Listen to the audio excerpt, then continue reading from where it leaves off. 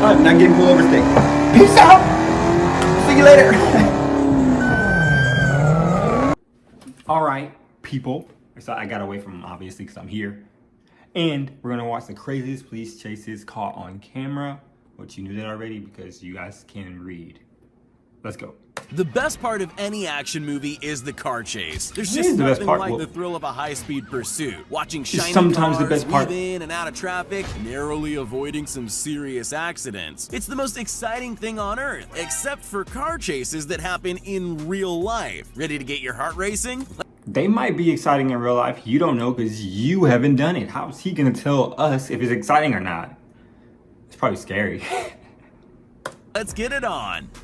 Car chases are as much a part of LA culture as Hollywood is, but these guys combined those things in a way nobody had before. Instead of putting a car chase into the movies, they put the movies into the car chase. They stole a convertible, put the top down like any self-respecting Hollywood producer, and set off on a tour of LA's landmarks while showing off in the process. Can you think of anything more iconically Los Angeles than doing donuts in a stolen Mustang on Hollywood Boulevard? I can't. These They guys just had knew a they were show going in to jail them and wanted to let it out. Eventually, they just decided to stop, but they took a moment as all great performers. The helicopter's on them. They just don't care.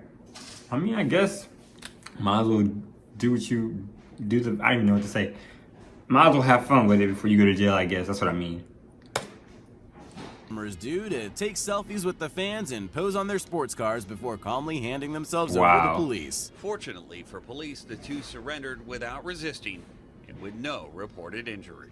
On the list of weirder crimes that police have had to deal with, this one must be pretty high. Police were called out to investigate a domestic disturbance, which is probably quite run-of-the-mill usually, but this time, for some strange reason, a guy dressed in nothing but his underwear decided to steal an ambulance. We'll probably never know why, but he seemed really serious about it. It led to a chase through the streets of Philadelphia that lasted more than an hour. Even the ambulance thief looked like he wanted to give up at one point when he pulled into a parking lot and opened the door, but he decided against it and took off again. He looks like he thinks he's playing bumper cars with police cars and eventually drives down the street with sparks flying out around him because he's got no tires left. He's got to go to jail for a long time because the damages he's causing is ridiculous. That's how many cars has he hit? Plus the ambulance itself, which is pretty sturdy, obviously. But wow. And he still looks like he doesn't want to stop. Finally, police managed to physically drag him out and onto the road. You think they shot the tires? I think they shot the tires up. Anyway. Still in just his underwear. It's not a good look. Strip finishes the job.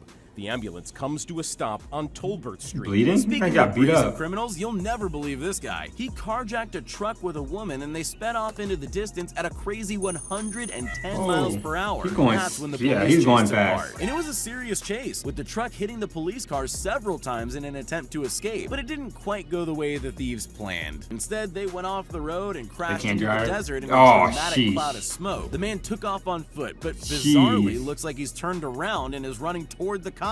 It looks so odd you'd think he must have made a mistake, or that maybe he can't see them, but then you realize what he's doing. He's stealing the police car right out from under their noses. Then he took off again, and the chase went on for another 20 minutes before the police finally managed to corner him and get their car back. And on foot, he crashed again? He's gonna give up. You see right there, why do they always crash? Like, why can't they just drive? That's gonna stop eventually, but still. A crash? At least, you know, whatever.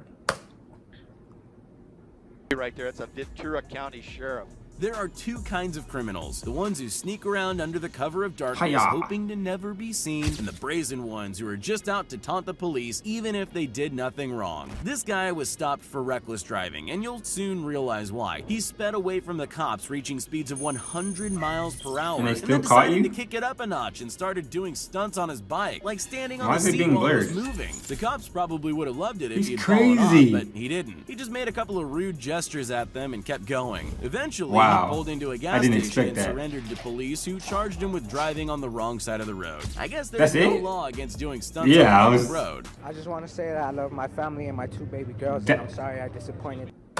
That's what he has to say? He wasn't thinking about that, doing all those stunts. At least he was just got charged with driving on the wrong side of the road. I don't know how he managed to get that. them in the middle of our... If we've learned anything from the longboard, it's that you should definitely only choose escape methods that are actually faster than running. That should be obvious, but apparently not. This car thief had a slightly better idea for a great escape, even if it was lucky. After this dangerous high-speed chase through Charlotte, North Carolina, and narrowly missing several other cars, he was brought to a sudden stop when a train crossed his path. Instead of panicking, though, he saw an opportunity. After all, the very thing that had gotten in his way was just another form of high-speed transport. So instead of sitting in his stolen car and waiting for the police, who were now gaining on him, he got out and jumped onto the train instead, and it actually worked. He did escape the police. Well, for a moment anyway. They did catch up with him eventually, but still, hey, it was a good idea. All we had to do was follow the train. People have gone to great lengths to invent ingenious ways to escape police. So what brilliant escape method do you think you're going to see this guy use in his attempt to escape when his stolen car runs into a dead end? After all, it was a daring high-speed car chase. He must have something amazing up his sleeve, or just the longboard. Why didn't he doesn't even seem to be able to ride it very well, and he knows clearly. it. He only rides it a few feet before deciding it's actually just better to run into oncoming traffic. He definitely would have been faster just running. He doesn't know he's about to run into a hero in a red truck, though. Running can't save him. Someone's always got to be a hero. Superman, though. What if he had a gun? What if I just shot him up and stole his truck for being weird? But I guess most people that are just speeding don't have guns, so... Who is this masked vigilante? Lou Pizarro from Operation Repo. No, seriously? It actually is. I'm not joking. Bet you didn't see that coming. No. Nobody did. 33-year-old Jesus Zamora was charged with auto theft. Police recovered the skateboard, presumably for evidence, though an officer did play footsie with it. I'll bet there are many GTA fans watching this video, so this one's for you. This van thief led police on a wild chase through the streets of South LA for a heart-stopping 40 minutes. He somehow managed to get out of every corner he found himself in and just kept going, occasionally driving around in circles, as is the GTA tradition. Red lights? He doesn't care. What are those? He just keeps going at the same speed. 6 crashes with civilian drivers? That's no problem for him, even though he seems to be missing the front of the van. What about crashing head-on into a police car? That would stop anyone, but not this guy. All it did was make him back up a bit before he kept going. Not even driving over several spike strips was enough to stop him. It just slowed him down slightly. Well, almost. He eventually stopped because he had no tires left, but the thing that finally did him in was a slippery sidewalk. That's embarrassing. Oh, you're done. So he slips and falls. Beat him up now. The LAPD able to swarm this guy basically and bring this to an end. All right. Wow. 1, 2, 3, 4, 5, 6 When you think of police chases, they usually happen in a stolen sports car. They're fast and can be easily maneuvered. They're perfect. Well, only in movies anyway. I've never seen it in real life. On like a TV or nothing. Like never a sports car ever. For some reason, this woman opted to steal a motorhome instead. You don't often see RVs in a car chase for good reason, as she found out when she couldn't turn sharply enough to avoid a tree and took nearly the whole side off the vehicle. At that point, I would give up. The thing isn't worth stealing anymore. This van is... These things are made of like paper. That's crazy. But she's obviously not in her right mind. Nobody sane would put their dogs into a stolen RV, but that's what she did. It's not really surprising that the one dog jumped out. Anyone would want to escape an RV traveling at 60 miles per hour on city streets. She hit 7 cars along the way, but luckily nobody had any life-threatening injuries. Not even the dogs. Really? There's no word yet on why she decided to do that, but at least we now know the lucky number of crashes to stop a driver of a stolen RV is 7. As we've clearly demonstrated, car chases are wild, dangerous, nail-biting episodes. But all this adrenaline can tire you out, so I'm going to help you calm down with another car chase. Trust me. You might be surprised to hear that this footage hasn't been slowed down. This actually... So it's the slowest car chase in the world. That's what he's going to say.